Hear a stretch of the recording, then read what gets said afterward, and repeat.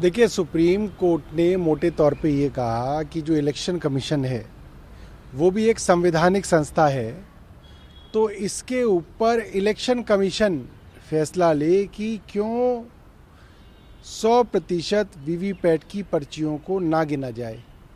अब सवाल ये उठता है कि इलेक्शन कमीशन क्या इसके ऊपर फैसला लेगा। जिस तरीके से इलेक्शन कमीशन के जो इलेक्शन कमिश्नर हैं वो प्रधानमंत्री और देश की केंद्र सरकार के मंत्री द्वारा चुने जाते हैं, तो मुझे नहीं लगता कि इसके अंदर कोई बड़ी उम्मीद इलेक्शन कमीशन से करी जानी चाहिए। मगर हम ये बात केंद्र सरकार से पूछना चाहते हैं कि केंद्र सरकार को इसमें क्या परेशानी है कि वीवीपैट की जो पर्चियां हैं उनकी गिनती हो। इसमें भारतीय जनता पार्टी को एतराज़ क्यों है, उनको क्या समस्या है, वो क्या छिपाना चाहते हैं, क्या चोरी हो रही है जिससे बच के भारतीय जनता पार्टी भाग रही है। लेकिन ये तो अब इलेक्शन कमीशन के पास है, तो आप इस पे केंद्र सरकार का आरोप लगाएंगे? नहीं, केंद्र सरकार ही तो इलेक्शन कमीशन बनाती है। केंद्र सरकार के प्रधानमंत्री और एक मंत्री इलेक्शन कमिश्नर को नियुक्त करते हैं। आज अगर केंद्र सरकार कह दे कि सारी की सारी वीवीपैट की गिनती होनी चाहिए तो इलेक्शन कमीशन मानेगा। समस्या तो ये है, जब ये कोर्ट में मामला जाता है तो इलेक्शन कमीशन भी इसका विरोध करता है, केंद्र सरकार भी इसका विरोध करती है, भारतीय जनता पार्टी भी इसका विरोध करती है। तो उसका विरोध क्यों है, ये बात समझ के परे है। अच्छा, ये क्यों अधिकार चुनी सरकार को मिलना चाहिए? इस पे सुप्रीम कोर्ट ने कहा कि इसे लिस्ट जल्द से जल्द लिस्ट करने के मामले को हम कंसीडर करेंगे और उस पर सुनवाई शुरू करेंगे। देखिए, पिछले 1 साल में जब से सुप्रीम कोर्ट के फैसले को केंद्र सरकार ने पलटा और अफसरों के ऊपर सारी की सारी जो पावर है वो एलजी को दे दी, तब से ये बात साफ है कि कोई भी मामला हो, चाहे पानी का हो, बिजली का हो, स्वास्थ्य का हो, ट्रांसपोर्ट का हो, एमसीडी का हो, हर किसी मामले के अंदर एलजी के हस्तक्षेप की घटनाएं बढ़ रही हैं और अफसरों की मनमानी बढ़ रही है।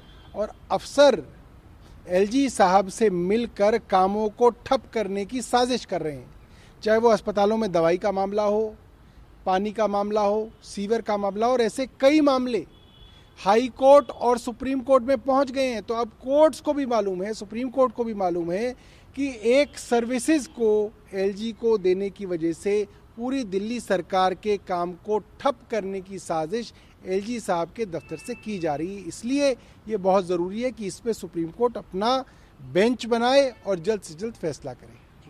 जहाँ भी आम आदमी पार्टी के कैंडिडेट चुनाव लड़ रहे हैं, देखिए, दिल्ली के लोग इस बात से बहुत व्यथित हैं कि उनके बेटे, उनके भाई, उनके नेता, उनके हीरो अरविंद केजरीवाल आज एक झूठे फर्जी मुकदमे के अंदर जेल में ज़बरदस्ती रखे गए हैं। और लोग चाहते हैं कि अरविंद केजरीवाल जी की पत्नी से वो मिलें, अरविंद केजरीवाल जी की पत्नी को आशीर्वाद दें और उनको कहें कि घबराना नहीं है, पूरी दिल्ली आपके परिवार के साथ खड़ी है, पूरी दिल्ली मुख्यमंत्री के साथ खड़ी है।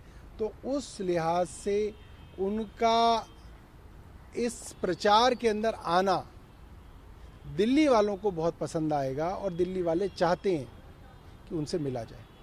लेकिन बीजेपी की तो परेशानी होगी, तो हम कोई बीजेपी को खुश करने के लिए कोई ना काम करते हैं। उनको परेशानी तो हो, उनको परेशानी होगी इसलिए क्योंकि सुनीता केजरीवाल जी के प्रचार में आने से भारतीय जनता पार्टी का नुकसान शुरू होगा, इसलिए उनको परेशानी होगी।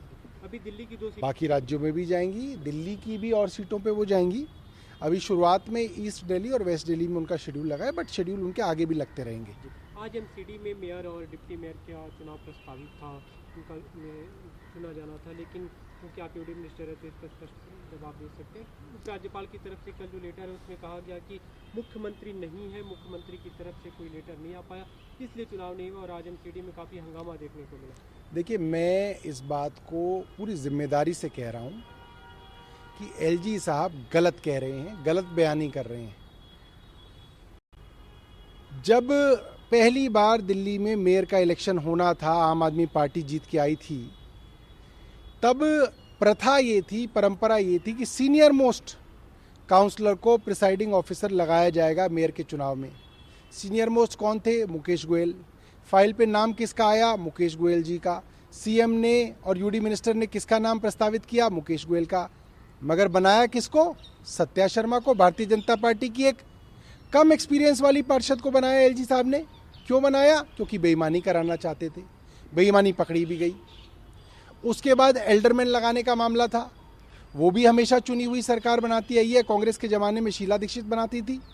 इन एलजी से पहले हमने बनाए, 10 मनोनीत पार्षद बनाए, मगर इस बार भी चोरी छुपे एलजी साहब ने मनोनीत पार्षद भारतीय जनता पार्टी के कार्यकर्ता बना दिए, जिसके ऊपर सुप्रीम कोर्ट ने रोक लगा दी। सुप्रीम कोर्ट के अंदर फैसला लंबित है। इन दोनों मामले में आपको मुख्यमंत्री की सलाह की जरूरत नहीं पड़ी, आपने अपनी मनमर्जी चलाई। यहां पे आपने ये बहाना बना दिया कि आपको मुख्यमंत्री की सलाह चाहिए। इनको कोई सलाह नहीं चाहिए, ना इन्होंने कभी सलाह मानी है। मैंने आपको 2 उदाहरण दे दिए। सिर्फ एक दलित का बच्चा मेयर की कुर्सी पे ना बैठ जाए, इस गंदे ख्याल की वजह से भारतीय जनता पार्टी ने इस चुनाव को टाला है।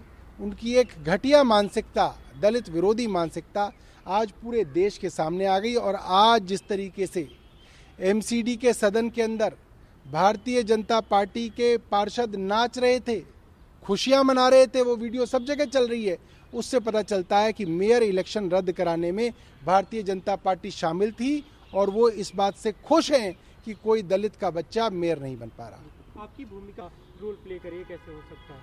देखिए, समस्या ये है कि एलजी साहब के हाथों में बड़ी खुजली हो रही है। वो चाहते हैं कि बिना पार्षद का भी चुनाव लड़े वो मुख्यमंत्री बन जाए दिल्ली के। ऐसा नहीं हो सकता एलजी साहब, गलियों में घूमना पड़ेगा, मेहनत करनी पड़ेगी। अरविंद केजरीवाल से सीखिए, कितना लंबा संघर्ष उन्होंने किया है। बैठे बैठे मुख्यमंत्री नहीं बन पाएंगे।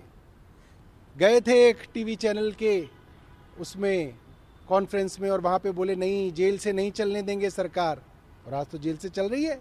क्यों नहीं चलने देंगे? क्योंकि मन में लड्डू फूट रहे थे विनय जी के कि अब मैं दिल्ली चलाऊंगा, मगर ये बात सामने आ गई। वो मुख्यमंत्री बनना चाहते हैं। मैं कहता हूँ बनिए ना, लड़िए चुनाव अरविंद केजरीवाल जी खिलाफ नई दिल्ली के अंदर।